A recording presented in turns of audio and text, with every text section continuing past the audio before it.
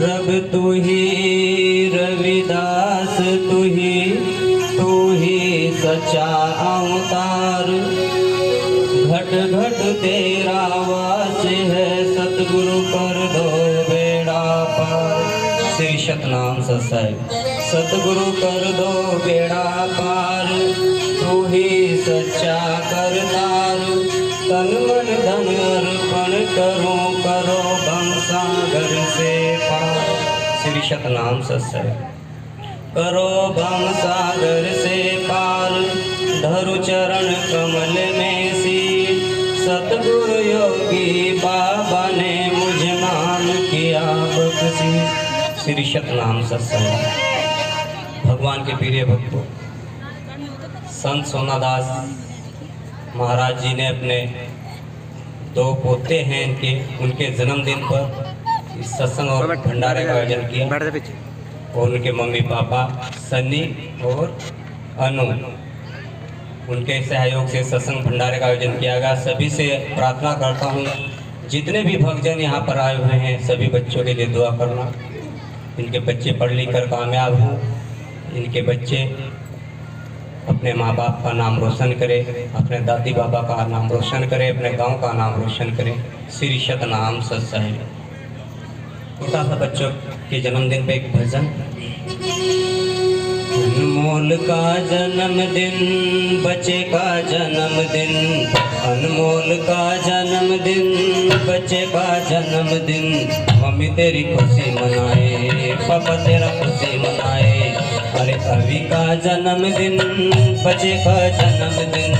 अभी का जन्मदिन बच्चे का जन्मदिन।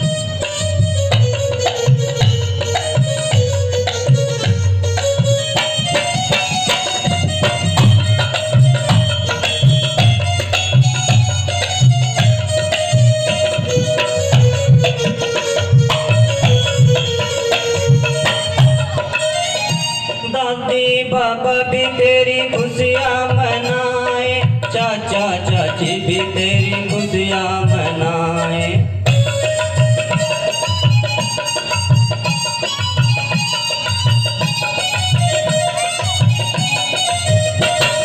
दादी बाबा भी तेरी खुशियाँ मनाए।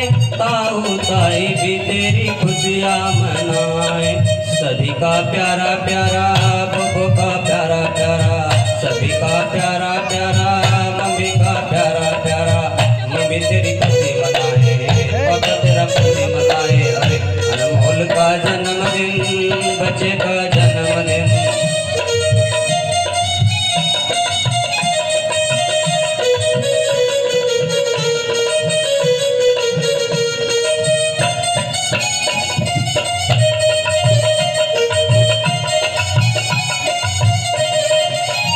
नानी नाना भी तेरी खुशियाँ मनाए। मामा मामी भी तेरी खुशियाँ मनाए।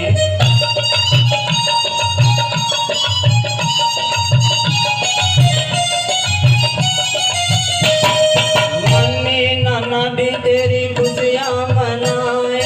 मौसी मौसा भी तेरी खुशियाँ मनाए। सभी का प्यारा प्यारा मम्मी का प्यारा प्यारा। सभी का प्यारा प्यारा पापा का प्यारा प्यारा। अभी का जन्मदिन बच्चे का जन्मदिन।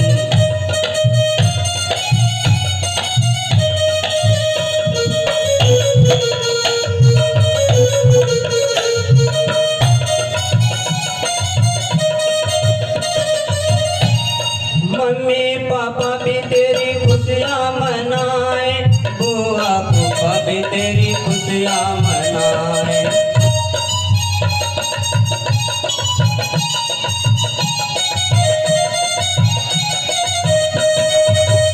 मम्मी पापा भी तेरी खुशियाँ मनाए। बुआ फूफा भी तेरी खुशियाँ मनाए। सभी का प्यारा प्यारा मम्मी का प्यारा प्यारा। सभी के प्यारे प्यारे पापा के प्यारे प्यारे। अनमोल का जन्मदिन बच्चे का जन्मदिन। अभी का जन्मदिन बच्चे का जन्मदिन। मम्मी तेरी खुशी मनाए, पापा तेरा खुशी मनाए। अभी का जन्मदिन अनमोल का जन्मदिन।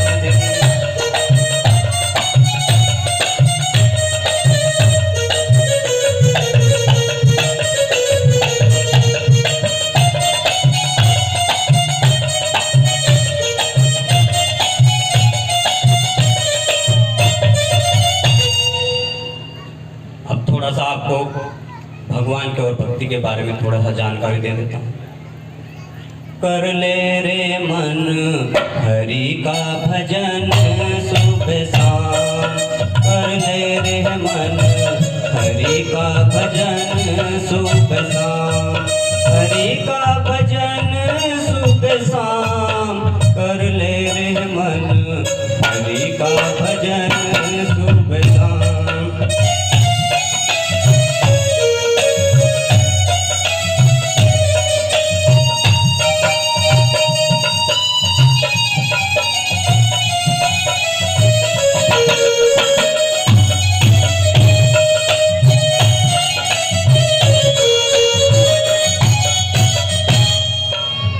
गुरुजी ने बताया है कि हरि का भजन सुबह भी करना है और शाम भी करना है, लेकिन इसमें क्या क्या चाहेगा, रविदास गुरुजी बता रहे हैं क्या क्या चाहेगा। जब आप किसी की पूजा करने के लिए जाते हैं तो आप देसी घी का चिराग भर करके, रुई की बत्ती भर करके और जला करके रख देते हैं और उसकी पूजा पाठ करना शुरू कर देते हैं।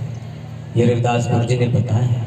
लेकिन रविदास गुरुजी कह रहे हैं ये अंतर गति है, ये अंतर की गति है। सत्संग जो होता है वो अंतर की गति को सिखाता है। बाहर की गति को बंद करना पड़ता है, तब जाकर के अंतर की गति में ध्यान लगता है। तो रविदास गुरुजी कह रहे हैं अंतर्मुखी बनो, अपने अंतर में दीपक जलाओ। जब तक हमारे अंतर में दीपक नहीं जलेगा तब तक हम लोग कामयाब नहीं। तो गुरुजी ने बताया हमें भक्ति अंतर में करनी है, अंदरमुखी करनी है, क्योंकि अंदर में भी दीपक की जरूरत पड़ेगी, क्योंकि वहाँ भी अंधेरे में भक्ति नहीं होती। भक्ति जब भी होती है रोशनी में होती है, वो प्रकाश में होती है और अंधेरे में नहीं होती। तभी तो हमारे बुजुर्गों ने, हमारे महापुरुषों ने सूरज डूबने के बाद में मंदिर में देसी घी का दीपक बताया है। मंदिर में जाओ, देसी घी का दीपक जलाओ और भगवान का नाम जपो, और शाम को घर वापस आकर के खाना खाओ, रात को पढ़ के सो जाओ और सुबह 4 बजे फिर उठो, फिर देसी घी का दीपक जलाओ और भगवान का नाम जपो। क्योंकि भक्ति जो होती है वो चिराग जला के भी होती है और बिना चिराग जलाए भी होती है। सत्संग में आकर के हमें भक्ति सीखनी है। सब लोग अपने बच्चों को पढ़ाना भी जानते हैं, अपने बच्चों का पालन पोषण करना भी जानते हैं। ये मनुष्य जन्म जिस मकसद के लिए मिला है वो मकसद भी हमें अपने साथ रखना है। बच्चों के साथ साथ हमें अपने भविष्य के बारे में भी सोचना है। ये मनुष्य जन्म हमें क्यों मिला, पीछे बैठ जा। इसलिए हमें भगवान से आज बहुत दूर है, क्योंकि हमने अपने मनुष्य जन्म की अहमियत क्यों नहीं जाना। जिस दिन हम मनुष्य जन्म की अहमियत को जान जाते, मनुष्य जन्म की वैल्यू को जान जाते, उस दिन हम कामयाब हो जाते। तो सत्संग में आकर के हमें अपने मनुष्य जन्म के मकसद को जानना है। ये मनुष्य जन्म हमें क्यों मिला है। जब तक हम इस राज को नहीं जानेंगे तब तक हम लोग कामयाब नहीं होंगे। तो रविदास गुरुजी कह रहे हैं शाम को दीपक जलाओ मंदिर में और भगवान का नाम जपो। सुबह फिर 4 बजे उठो, फिर देसी घी का दीपक जलाओ और भगवान का नाम जपो। फिर घर आकर के खाना खाओ, अपना काम करो, पैसा कमाओ, आपका जीवन सफल हो जाएगा, आपकी नैया पार हो जाएगी। लेकिन यहाँ रविदास गुरुजी ने एक अजनबी दीपक बताया, सील का चिराग चाहिए। कहाँ मिलेगा? आपके पास चिराग मिट्टी का है, आपके पास चिराग पीतल का है, आपके पास चिराग तांबे का है, आपके पास चिराग सोने का है, आपके पास चिराग चांदी का है, आपके पास चिराग सील का नहीं है। और रविदास गुरुजी क्या कह रहे हैं, जब आप सुबह को पूजा करोगे, शाम को पूजा करोगे, तो आपको सील के चिराग की जरूरत पड़ेगी, आपको दया की बत्ती की जरूरत पड़ेगी, आपको संतोष के घृत की जरूरत पड़ेगी। होगी 3 चीज। जब आप मंदिर में जाते हैं, दीपक जलाते हैं, वही 3 चीज होती है। एक दीपक होता है, एक घी होता है, एक बत्ती होती है और एक जलाने वाला होता है। फिर उसकी रोशनी में जितने आदमी बैठ जाएं, सब प्रकाश में रहते हैं। तो इसी प्रकार इस सील का चिराग सत्संग से मिलता है, ये दया की बत्ती सत्संग से मिलती है, इस संतोष का घृत सत्संग से मिलता है और सत्संग इसको जलाता है। एक वाणी में रविदास गुरुजी ने बताया है, ज्ञान का दीपक मेरे सतगुरु बाड़ा हुआ चांदना सारो जी, काम क्रोध मद लोभ तृष्णा इन पांचों को मारो जी। उस वाणी में रविदास गुरु जी ने ज्ञान का दीपक बताया और यहाँ रविदास गुरु जी ज्ञान के दीपक से अलग सील के चिराग की बात कर रहे हैं। तो सत्संग में आकर के हमें सील का चिराग प्राप्त करना है। जब तक सील का चिराग हमें नहीं मिलेगा सत्संग से, तब तक हम लोग कामयाब नहीं होंगे। सील के चिराग को सत्संग में जलाया जाता है, सील के चिराग को सत्संग में जलाया जाता है, दया की बत्ती को सत्संग में जलाया जाता है, संतोष के घर को सत्संग में जलाया जाता है और सत्संग ही इसका एक माध्यम है। सत्संग में आकर के हमें सील का चिराग प्राप्त करना है और वो सील का चिराग वो ज्ञान है। जब तक सत्संग में आकर के हम ज्ञान को प्राप्त नहीं करेंगे, हम लोग कामयाब नहीं होंगे। तो सत्संग में आकर के हमें ज्ञान प्राप्त करें। कर ले रे मन हरि का भजन सुख धाम, कर ले रे मन हरि का भजन सुख धाम।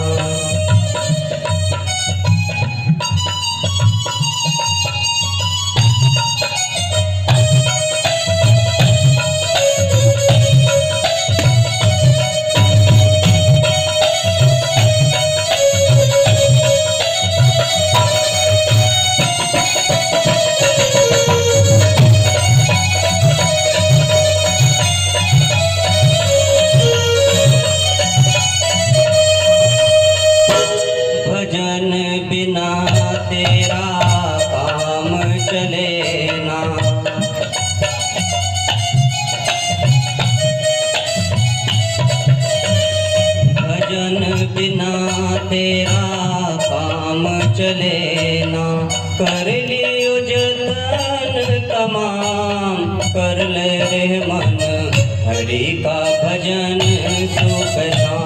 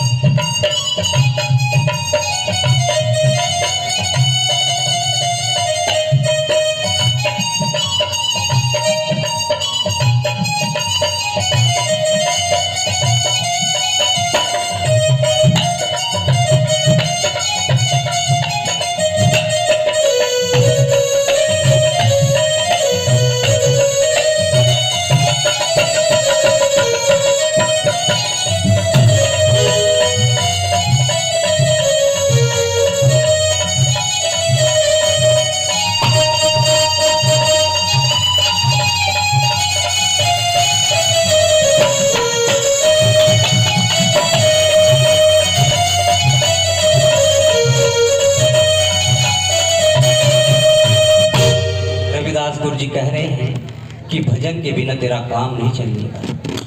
क्यों नहीं चलेगा?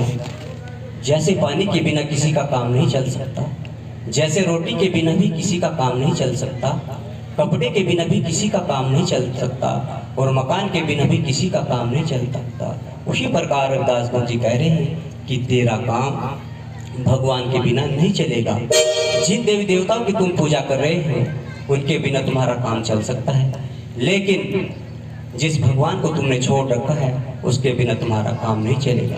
जब रविदास गुरु जी कह रहे हैं जिन देवी देवताओं को तुम पूज रहे हैं उनके बिना तुम्हारा काम चल सकता है, लेकिन भगवान के बिना तुम्हारा काम नहीं चलेगा। आप मौसमी का जूस नहीं पियोगे तो काम चल जाएगा, आप बादाम नहीं खाओगे तो काम चल जाएगा, लेकिन अगर आप रोटी नहीं खाओगे तो काम नहीं चलेगा। आप पानी नहीं पियोगे तो काम नहीं चलेगा।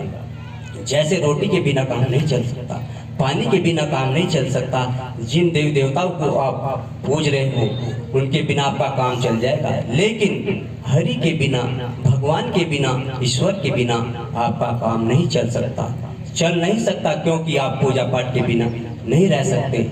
या तो आप गलत पूजा पाठ करेंगे या आप सही पूजा पाठ करेंगे, लेकिन करेंगे जरूर। और काम के बिना भी आप नहीं रह सकते, या तो आप गलत काम करेंगे या सही करेंगे, लेकिन करेंगे जरूर। और आप भगवान को छोड़कर, ईश्वर को छोड़कर जितनी पूजा आप लोग कर रहे हैं वो सारी गलत है। और सारी पूजा छोड़ करके अगर आप भगवान की पूजा करते हैं तो पूजा बिल्कुल सही है।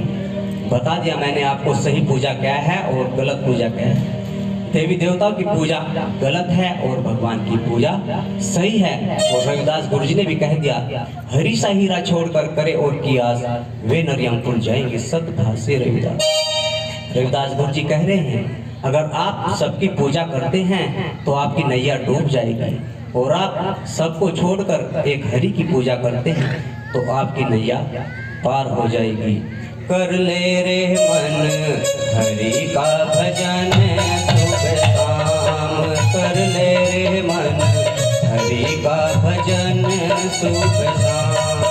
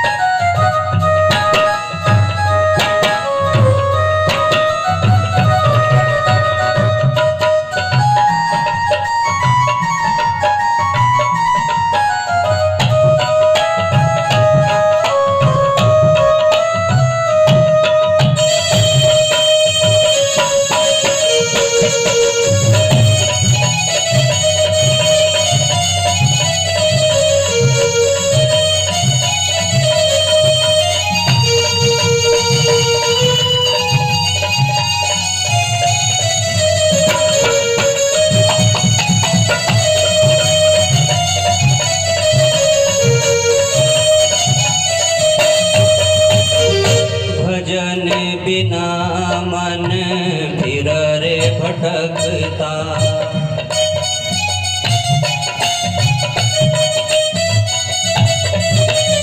भजन बिना मन फिर रे भटकता।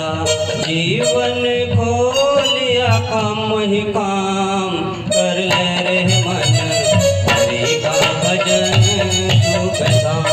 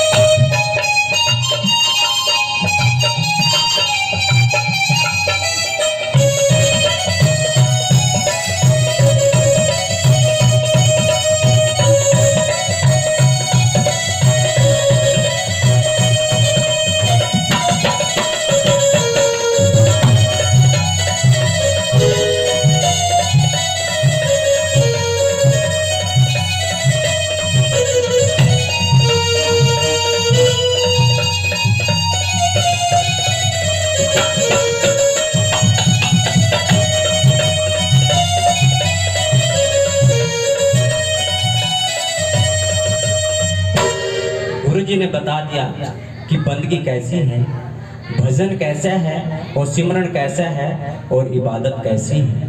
इन शब्दों को भगवान की पूजा पाठ से जोड़ा गया है। भजन शब्द को भगवान की पूजा पाठ से जोड़ा गया है, बंदगी शब्द को भगवान की पूजा पाठ से जोड़ा गया है, सिमरन शब्द को भगवान की पूजा पाठ से जोड़ा गया है और इबादत शब्द को भी भगवान की पूजा पाठ से जोड़ा गया है। किसी देवी देवता की पूजा पाठ से नहीं जोड़ा गया। तो गुरु जी बता रहे हैं कि नुकसान कहाँ है और नफा कहाँ है। हम मनुष्य रात दिन भटकता फिर रहा है और ये तब तक भटकेगा जब तक ये अनेकों पूजा करेगा। जब एक मालिक की पूजा करेगा तो भटकना खत्म हो जाएगी, और जब ये अनेकों पूजा करेगा तो भटकता रहेगा। हम क्या कहेंगे, कल को खेड़े की पूजा करूँगा, फिर परसों को देवी की पूजा करूँगा, फिर तरसों को पीर की पूजा करूँगा। ये खाट पे पड़ा पड़ा भटक रहा है।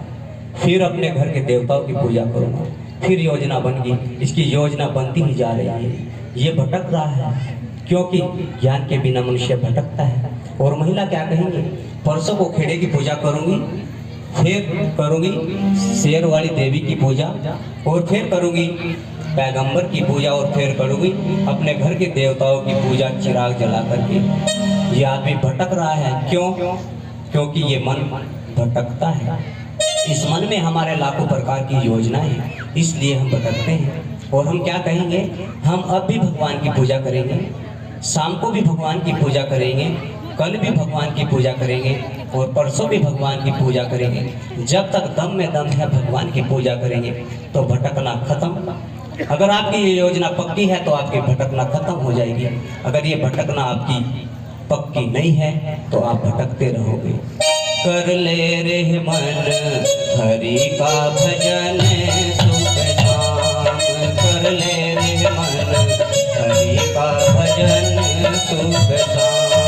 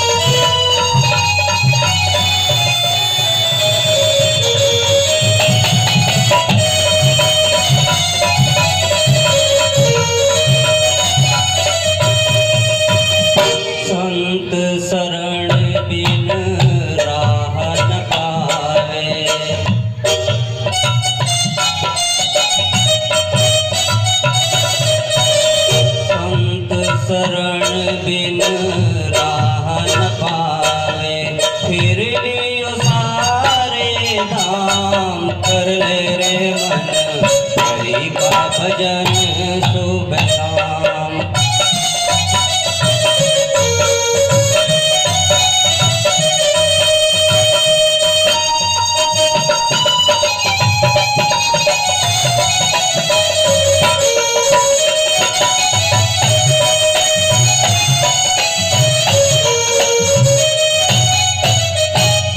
गुरु जी शरण की बात हुई है, संत शरण बिन रहा न पावे।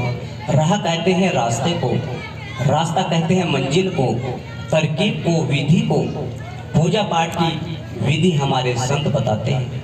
कोई गंगा जमुना नहीं बताएगी, धरती आसमान नहीं बताएगा।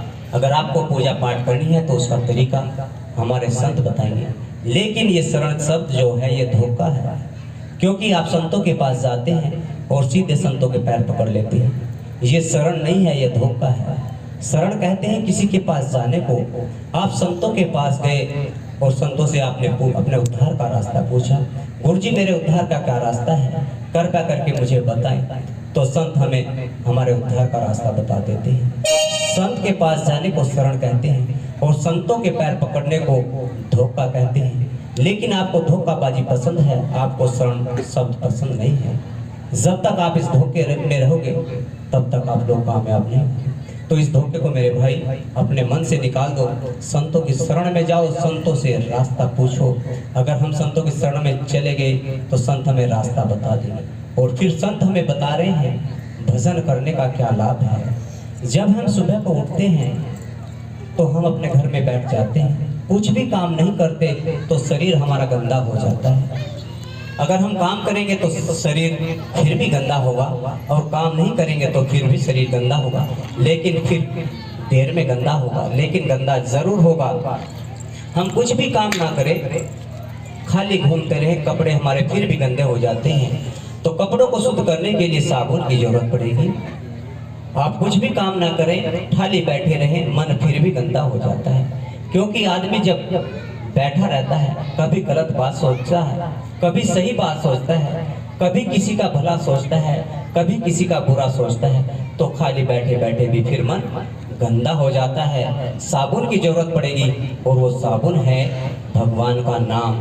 जब मन से आप भगवान का नाम जपोगे तो मन में जितनी कमी है, जितनी खराबी है, वो सब खत्म हो जाएगी। और रविदास गुरु जी ने कहा है, मन चंगा तो कठौती में गंगा। गुरुजी कह रहे हैं जब मन की सारी कमियां दूर हो जाएंगी तो उस मन में फिर गंगा आ जाएगी और वो मन चंगा हो जाएगा। गंगा कहते हैं शांति को।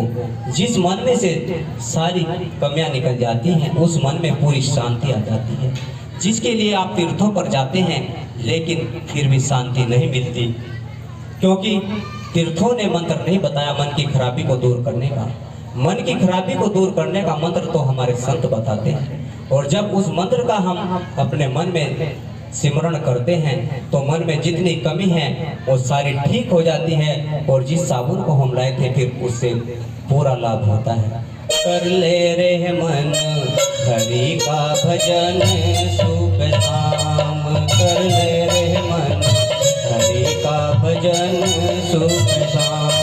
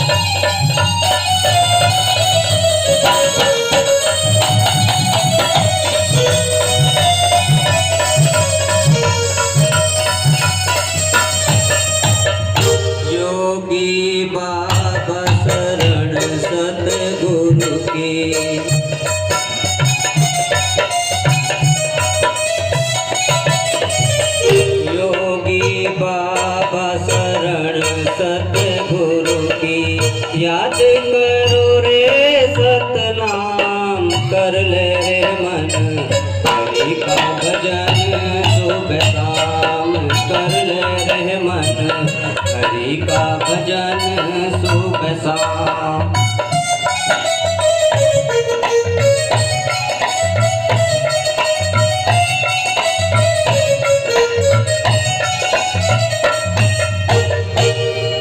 गुरु रविदास जी ने बताया प्रेम के फूल धूप धर जाना चाहिए, चंदन का तिलक लगाना, क्योंकि गुरु रविदास जी ने लिख दिया है हम फूल चढ़ा करके पूजा करते हैं, हम धूप बत्ती लगा करके पूजा करते हैं, हम तिलक लगा करके पूजा करते हैं। और रविदास गुरु जी कह रहे हैं बढ़िया चीज है फूल, और बढ़िया चीज है धूप, और बढ़िया चीज है तिलक।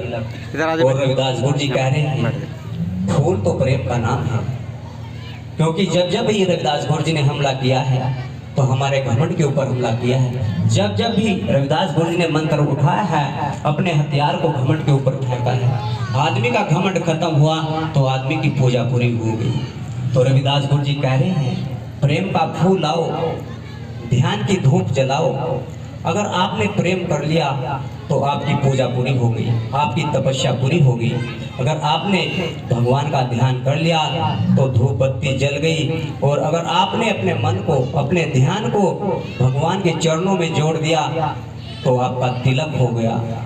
क्योंकि जब आदमी पूजा करता है तो सबसे पहले अपने शीश को झुकाता है, और तिलक शीश पर ही लगता है, मस्तक पर ही लगता है। इसको झुकाने की वजह से संतों ने इशारा करके हमें बताया है कि तुम्हें हर वक्त भगवान का ध्यान रखना है। चलते फिरते भगवान को याद रखो, उठते बैठते भगवान को याद रखो, सोते जागते भगवान को याद रखो, खाते पीते भगवान को याद रखो। हमें संत बार बार सत्संग में क्यों बुलाते हैं? क्योंकि हम भगवान को भूले हुए हैं। हम किसी देवी देवता को भूले हुए नहीं हैं। भगवान को याद करने के लिए संत हमें बार बार सत्संग में बुलाते हैं। जो चीज़ हमें भूलनी थी वो हमारे याद है, और जो चीज़ हमें याद रखनी थी उसको भूल गए। ये दो चीज़ ऐसी हैं जो भूलने के लायक नहीं है। भगवान भूलने के लायक नहीं है और माता पिता भी भूलने के लायक नहीं है, लेकिन हम इन दोनों को भूल गए। और जो चीज़ हमें भूलनी थी और हमारे काम में नहीं आने वाली, हम उसे हर वक्त याद करते हैं, और ये हम पाप कमा रहे हैं। श्री सतनाम। आने वाली 14 तारीख को 14 अप्रैल डॉक्टर भीमराव अम्बेडकर जी की जयंती शिरोमणि गुरु रविदास योग आश्रम सैनपुर में मनाई जाएगी। सभी भक्तजन अधिक से अधिक संख्या में आए और आपको डॉक्टर भीमराव अम्बेडकर जी के विषय में भी बताया जाएगा। वे भी हमारे महापुरुष हुए हैं, उन्होंने हमारे लिए क्या क्या बलिदान किया है उसके विषय में आप लोगों को बताया जाएगा। तो आने वाली 14 तारीख यानी कि आने वाला इतवार को सभी लोग शिरोमणि गुरु रविदास योगाश्रम सैनपुर में आए। श्री सतनाम सत्संग।